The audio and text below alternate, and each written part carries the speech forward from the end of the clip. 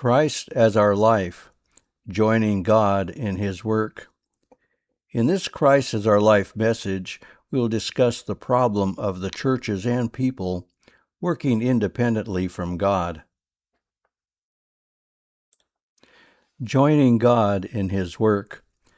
Two primary problems with the churches today.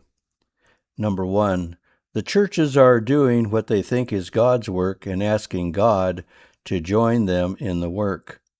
Number two, the people in the churches are trying to live Christ by the Word instead of living the Word by Christ. Mowing the yard, Analogy 1.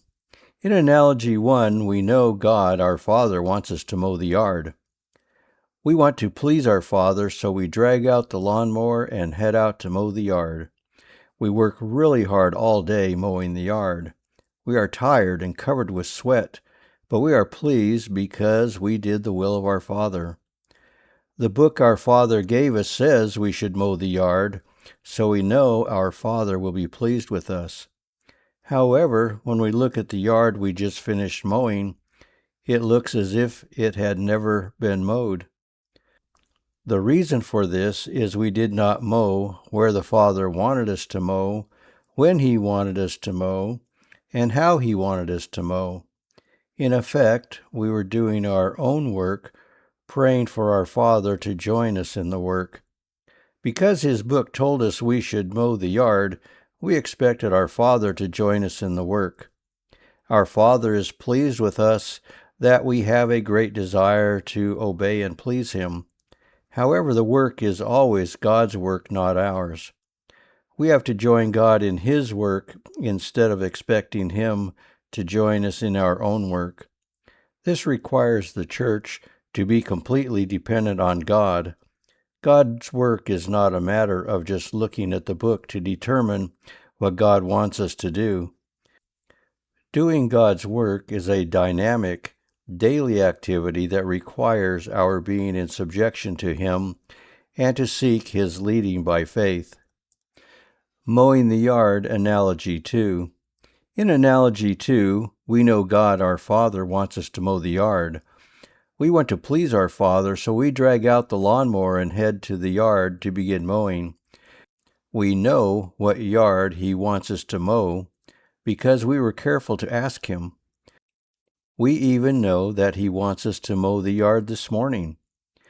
We work hard all day mowing the yard. We are tired and sweaty from our toil. Surely our Father is going to be pleased with us. After all, didn't we do what our Father wanted us to do? Then we look back at the yard we have just mowed and are astonished at how bad the lawn looks. The grass is cut, but it looks jagged. There are lines crisscrossing the lawn. The height of the grass is uneven. This is not good. This is an example of doing what God wants us to do, where He wants us to do it, and when He wants us to do it, but not how He wants us to do it. As a result, the mowing became our own work, not God's work. As in Analogy 2, our Father is pleased with our desire to obey and please Him. The problem is that we are doing the work independently from God. Jesus told us that we can do nothing apart from Him.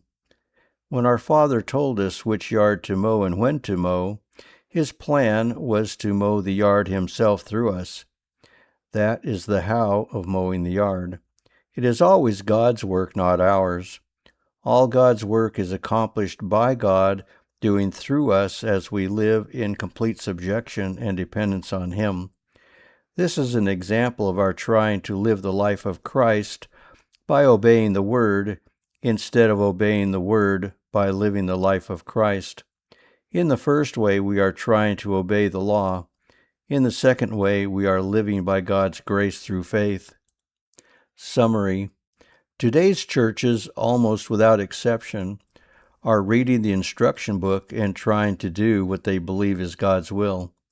After all, doesn't the book tell us to go into all the nations and make disciples? Yes, it does. But it is God's work, not ours. It cannot be done apart from God doing the work. We are merely the instruments through whom God accomplishes his work. The churches and people are functioning independent of God, expecting him to join them in their work. Jesus is the head in name only, not in function. They are trying to live by the written word instead of by the dynamic power and leading of Christ. They acknowledge the work of the cross, but do not allow it to completely transform their lives through faith. God have mercy on the churches.